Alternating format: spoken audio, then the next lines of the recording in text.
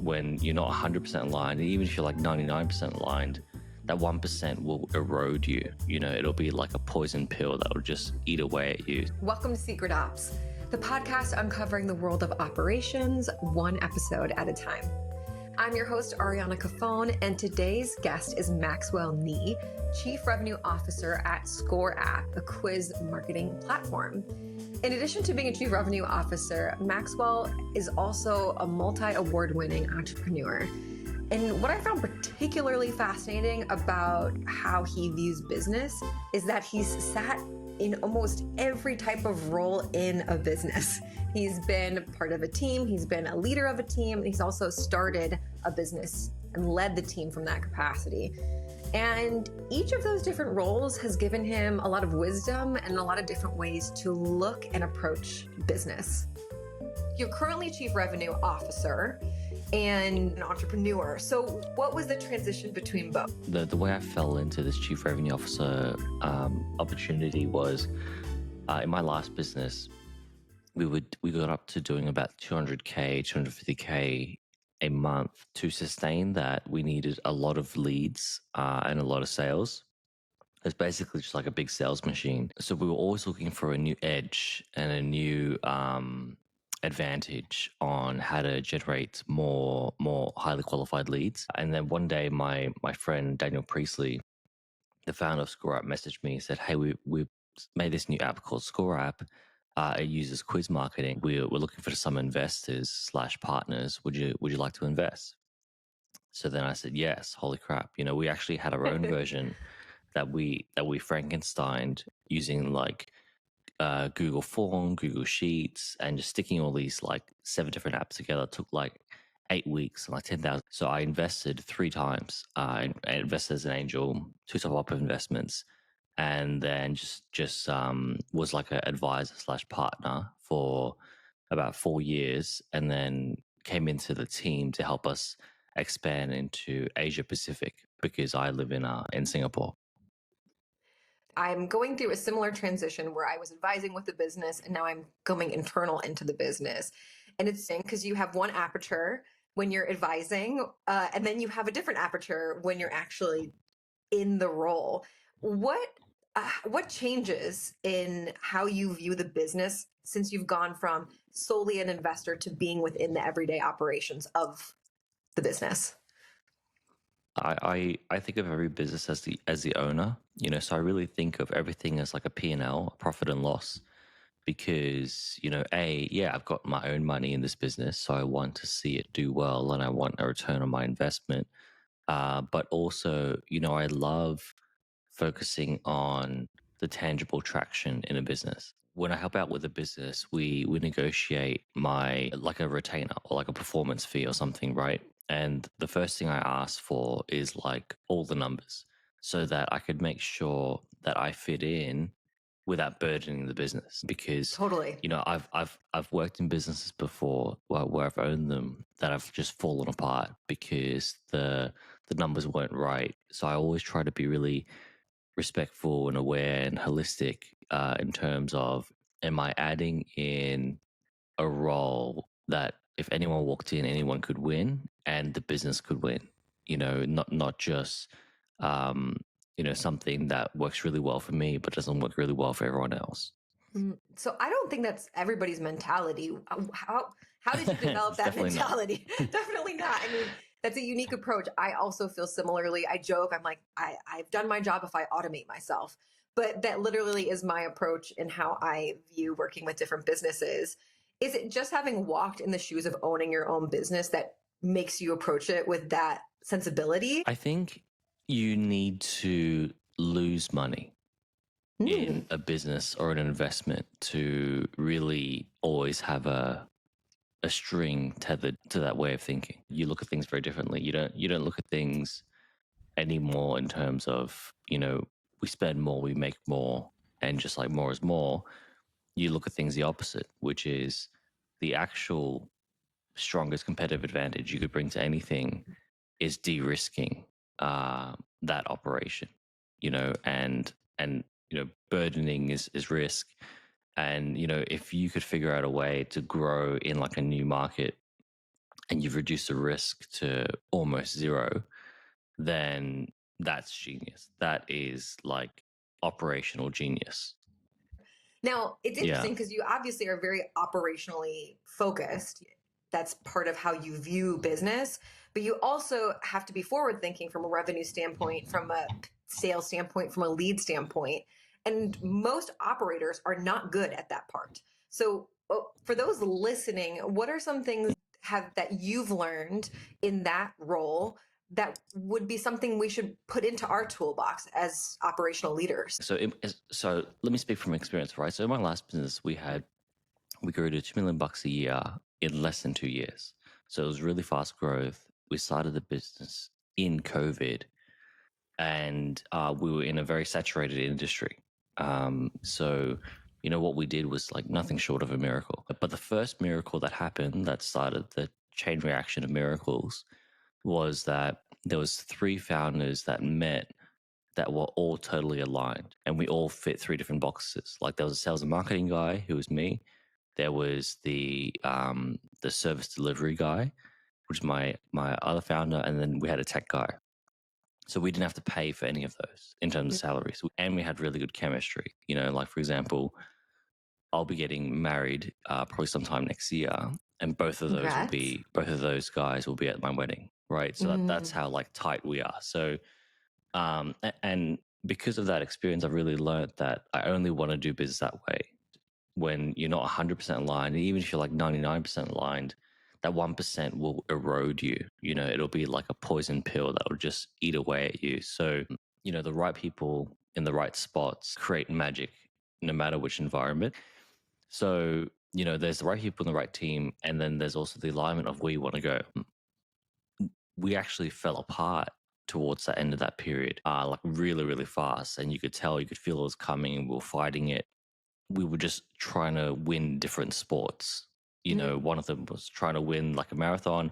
The other one trying to win a sprint, and I was trying to win like a triathlon. So one day we wrote down, what do we want? And all 3 of us wrote down a piece of paper. We didn't show it to each other, and we all showed it to each other at the end so we wouldn't like influence each other. And then the first founder wrote, I want just 20, 30K a month. That's all. But I want to be able to take holidays whenever I want. And then the next guy said, I want a $10 million business, but I want it to be like a machine. So he was like a worker bee. So he just needed consistency. He needed slow, steady growth, that type of thing. And then I wrote down, which I write the same thing down like every year in my like yearly goals. I at least want a $100 million business. Now, I don't care what the business is. Like, I don't care if I'm selling plates or if I am selling rockets. As long as it has big scale and I could walk back and look and see this mountain that I've helped to build, that's what excites me. But when everyone looked at each other's goals, the first thought was like, oh, crap, we're going to fall apart. And this was actually quite early, so we didn't fall apart till about 2 years later. But you were constantly trying to pull the business in different directions. And as soon as we reached the first person's goal, which is like that 20, 30K a month type of thing, it fell apart like immediately because it was like the lowest common denominator. It's very interesting because people don't understand how emotional owning a business is. You have to be pragmatic about so much of it, but also part of it is, what do you personally want out of life, and how does that translate into your business goals as well? There's a lot of introspection that you've had to do, I think. The advantage of interviewing people is to sort of hear what you're saying and then reflect back on my own experience and think, oh my God, I know that feeling. But I've never heard it described in that way. Have you learned this just from hitting those walls? Or have you had coaching? Like, how have you learned these things? Yeah, a bit of everything, right? So my last business was a coaching business. So literally coached 1,000 people. Like I did 10,000 hours of coaching in like 5 years, like a mix of giving and receiving. So I really believe, like I watch Shark Tank a lot, right? And Shark Tank is just like entrepreneur after entrepreneur. You get to see a lot of the same, but you also get to see a lot of people doing different things. And the one thing that I noticed that really stuck out to me as a sore thumb is that the number one reason why entrepreneurs fail over a long term or they don't grow over a long term is a lack of self-awareness. And, they'll have some like sports products, and, Mark Cuban owns the Dallas Mavericks, right? This guy, he said, oh, I wanted to do this and this really works. And Mark said, have you thought about this? This what I think would really work. And what Mark said was genius, and it was just like perfect feedback. And instead of taking Mark's feedback, he started defending why his way was better than Mark's. And at the same time, his business hadn't broken through 100K in revenue, right? And that Interesting. 100K revenue threshold is a very key milestone, because you can't fluke 100K. You could fluke maybe 10, 20, 30K, but you can't fluke 100K plus. You definitely can't fluke more than 200. So once you pass that threshold, you have worked something out. You found a supply and demand intersection in the world of commerce, somewhere in the world, in the blue ocean of supply and demand, and you've worked out how to monetize that. And you've also, more importantly, you worked out how to monetize that beyond your personal network, because that's when real business starts. And Mark told him the same thing in 3 different ways, and he just wasn't getting it, and he kept defending it. And then he basically turned Mark off. And I was like, dude, your problem isn't that you need 200K from Mark Cuban. Your problem is that you don't know how to listen Yes. to when an expert in the field is giving you feedback and you're arguing with him on TV. like, Yeah. That's the issue. yeah. The awareness is that first step that you talked about, having that moment of like, oh, I suck at this thing. I need to get better at this. Yeah, and so I'm an investor now, right? And so investing is the opposite of an entrepreneur. They're like the ultimate optimists. They're like, no matter what the risk, whatever, I'm gonna kick these doors down and I'm gonna build this pyramid, right? Like I'm gonna crack open this mountain. I'm gonna crack open this mountain and mine all of the marble in this mountain. I'm gonna build, marble statues and make $1 trillion. Like that's how entrepreneur thinks. And I love that. And I love that energy, and it's cool and it's fun. But obviously, it's a little bit insane, right? Like a lot of it doesn't make logical sense to a risk reward ratio.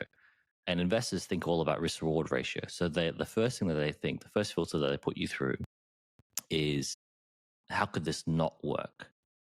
There's really high reward in being pessimistic as an investor, because that's how you not lose money. You constantly look at different angles of how it could not work, and if you're comfortable with those, or if you can patch all those holes in the ship, then you're like, okay, this can work for me, type of thing. Operators are really good at it as well. Operators are good at like cutting the hair off problems, so that you've got like this perfect, manicured apple or whatever, thing ready to eat. Yeah. No, that's what it's hard to describe, because it's not about perfection, but typically when I come into operations, if they don't have an operator involved, it's like death by 1,000 cuts. You have to solve the root of those things to get that machine working smoothly and oiled up, so that you can get it in a place where then you can start to really be creative. That's where I think the creative part comes in, is once you've got that machine and you know it inside and forward and backward, then you can start adding different things to it that don't exist in the world. That's the cool part, is when I see operations all of a sudden render something possible that wasn't possible before. And technology is like a huge key factor. I mean, even if we talk about ScoreApp, that was something I think people wanted for a long time, is to have some sort of assessment tool or quiz tool that would align with what they're doing. But like you said, you were sort of Frankensteining it together previously. And now you have these tools that you can plug and play that make what you creatively want to happen easier. Did you find in joining ScoreApp, having Frankenstein a version of it, like, did it feel like, oh my God, sky's the limit now that we have a tool built for it? Yeah. And the only that was the difference between Daniel building the tool and me not building the tool, because our businesses were pretty similar back then. The only difference was that he had the player on his team that was like the perfect web developer for this tool, who was like a co-founder and owner with him that he knew really well. So if my tech guy had that skill set, we would have built it, no questions asked. So totally. So I really believe in players in the team. I have another business where we build wind turbines, like renewable energy fans, because the world needs more and more energy. And my sales pitch to anyone that has a solar panel is, what do you do at nighttime? and, uh, and they say, yeah, you're right. You know, how much does your wind turbines cost? And so I've been sitting on a business idea like this for like years before I actually decided to do it. And the day I started to do it was when I found the perfect operating partner, actually. Mm. So he's an operating partner. He speaks, reads, and writes fluent Mandarin and Cantonese because a lot of our supply chain is in China. And yeah, I could translate it, but you know, that's just too hard, right? And he's a good friend, and I can trust him. And you know, I'd love to share equity with him in a company because we're just gonna have so much fun together. You know, Yeah. so that you know, it sounds so simple, and I'm sure as a new business owner, you might just think, oh, Max, you know, you're talking like fluff. But no, it's true. Like if you aren't set up to win, like in terms of alignment and goals, and you aren't set up to have fun in your business, then it's just going to feel like you've just recreated corporate life for yourself, you know, Yes. all over again. Because then it's just like dating. You know, I was exactly thinking that, Maxwell. I was like, yeah, finding that partner, man, it is, you go through a lot of duds. You go through a lot of yeah. duds. And then when you find the person, it's like a kismet feeling. It seems like you have found a lot of good partners along the way, though. How do you do that? Like, what's the magic behind finding those partnerships? Yeah, so there's just like dating, right? So there's a lot of dating. There's a lot of ones that you just like next, see you later, next, next, next. But the key thing that I think anyone can do in any operational outfit that very few people do it well, it's good, honest feedback that aligns with the self-awareness thing. So I'll give you an example. So when I was working with my three business partners, we had a promise within the business that you could give cold, hard, honest feedback. You could talk about your feelings. You could talk about how stressed you are. You could talk about everything, and you could do it in a judgment-free zone. So one day we did like a quarterly offsite where we met in person, and we went around the room and said, okay, well, what do we appreciate about each of us in the room? So all of them did me. We all did the next person. We all did the next person. We all did the next person. And then we said, okay, now what do we hate? Like lovingly hate, like hate in a fun way about what the other person does, and what's one bit of feedback that we think the other person is dropping the ball on. Very, very few businesses, very, very few cultures are good at doing that. But you'll find the best businesses, the best cultures do that. And also, we did that in front of so we had a very flatline employee structure. We had 23 employees at one point, 23 team members. We did that on Zoom calls during our weekly meetings in front of all the other employees. And I did it for them. They did it for me, Mm. owner to employee, in front of 10 others, because feedback is learning. And if keeping learning to a one-on-one, which is like very American and very Australian, then you know, not everyone's picking up that learning, right? Totally. But you have to be able to take it, and you have to be able to give it. It's a muscle that I think a lot of people don't, like you said, a lot of people don't have it. Because we've all experienced it not done well. And so then you get scared because you've experienced a culture where maybe they want to have that like radical candor and that honesty, but they like don't, it's more like shitting on you. And it's not the same thing. It's not the same thing. I also had that experience of joining a team where every action had a feedback debrief on it.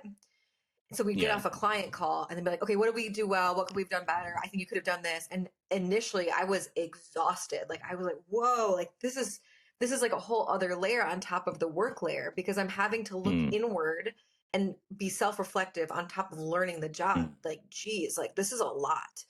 But what does that do? It creates a really tight-knit team. I believe also it helps individuals to become more confident in their gut on things and to be able to speak up. And tying all this back together, this magic is what makes ScoreApp special. So, you know, the slogan for ScoreApp is more data, more sales, right? And data is everything. Personalization is everything. Segmentation is everything. Whether it's for existing clients, whether it's for new lead generation, you want to know as much as possible about your audience and what they're interested in, what they're not, so that you can tailor to them. Because if you want to know how to optimize operations, if you want to know how to optimize sales, guess what? Your market, your audience, if you just listen to them properly, they have all the answers because you're in the business of serving them. My business partner wrote this book. It's called Scorecard Marketing. It's best-selling book on Amazon. I actually read the audio, so if you download on Audible, you'll listen to my voice. So the book is about quiz marketing, why it works. So there's two parts to it. The first part is what it is and why it works. The second part is how to implement. Because without implementation, nothing happens. So one of the really cool chapters in the book is we talk about how to generate demand. Imagine like a pyramid, and in the pyramid, the top 3% of your pyramid is ready to buy now. But the issue with going after them is that they've typically decided who they're going to buy from. So the trick in business is to actually go for the market that's not ready to buy now. So that's the next layer. So that layer is about 7%. So when you go from 3 to 7%, you actually triple your market size, and you're actually increasing your conversion. But your conversion just won't happen that day. It'll happen, like, let's say, over the next 6 months. So long story short, if you think more long term about your leads, if you think about planting more seeds in new opportunities rather than just harvesting, you want to know who's a seed, where you should plant, and that's what ScoreApp is really good at doing. Maxwell, I know that you also have an incredibly generous offer for listeners if they're interested. Yes. So we have this book called Scorecard Marketing, and we have a bunch of free copies. If not, you get a PDF copy that we can get out to you 100% for free. And all you need to do is go to ScoreApp, ScoreApp.com, and we'll get that out to you. Amazing. I'll also put that in the description of the episode. So if you're interested, definitely reach out. And thank you so much for that generous offer. I cannot believe that the time has flown by and it is time for us to wrap up for this episode. Maxwell, thank you so much for your time. I did want to leave off with adding in a couple of rapid fire questions to learn more about you on a human level. So the first question is, what is the favorite part of your day? The favorite part of my day is just after the gym. So I wake up, go to the gym, and I'll sit at the cafe and then just sit with my notepad and just think about what's the next thing I could do, but also, how I could just keep my battery fully charged and keep my cup full. What is the best purchase you've made under $50? So I bought these headphones, like this no name China brand, like a no name China website, and I've got AirPods and all that type of stuff, but these headphones, they're better sound, better battery. They were like $19 type of thing. And this is my second pair of the same headphones because they only last about a year. But I just thought, I'll just buy a new one every year. And it's super robust. So when you're not using it, it just sort of hangs on your ear. And I fly a lot. So I always fall asleep. Like with my headphones, I would lose my AirPods as I fell asleep. Yeah, so I've done that so many times. Yeah. Game that changer. That was a good one. What is something that makes you little kid happy? So I work from home, and my future wife and our daughter come home at the same time. And when they come home, they're exhausted from like school and work, and they come home after a long day. And I'm like the dog that is waiting at the door, wagging its tail when they come home. And I bring all this energy, and they're just like, oh yeah, they put their bag down, And I'm like, oh yeah, that's right. They need a second to recharge. Love that. I'm like a dog that's jumping on them, but they're not ready for me yet. Yeah. The last question I have for you is, do you want to be when you grow up? So I've always had this opinion of myself that I could always be more. I always wanted to be more like disciplined. I always picture like this old sensei, Japanese craftsman that's making swords, and he just does that every single day. He does it with such mastery, and he's just like this like Yoda of like sword making. and I've always wanted to be more like that. I think I am like that to an extent, but there's always more, and there's always like the next level, which is like the Japanese sword master level in my head. So I want to be more like that.